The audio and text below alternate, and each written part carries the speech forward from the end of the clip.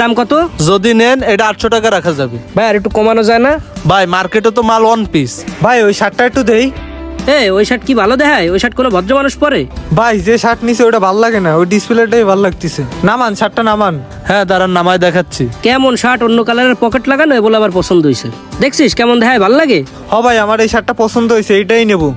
ভাই এই যে এই শার্টের দাম কত? ভাই এটা ইন্ডিয়ান কালেকশন, 2000 টাকায় বিক্রি করি। একদম আপনার জন্য 1500 টাকা রাখতে পারবো। 1500 টাকা দাম? ভাই দেখি এইটা একটু।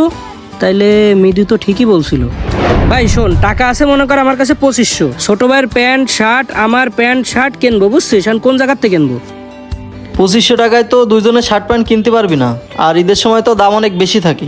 ওরে ঈদের সময় সব জায়গায় দাম বেশি থাকে, এটা তো আমি জানি। এই জন্যই তো তোর কাছে শুনতে আইছি যে কম দামের ভিতর কোন জায়গার থেকে কিনতে পারবো। ঈদের সময় তো সব জায়গায় দাম বেশি থাকে, তা তুই ওই নান্নু সুপার মার্কেটে যায় দেখিস, ওই জায়গায় হয়তো দাম কম পাতি পারিস। আচ্ছা ঠিক আছে, তাহলে আমি ওই মার্কেটেই যাচ্ছি।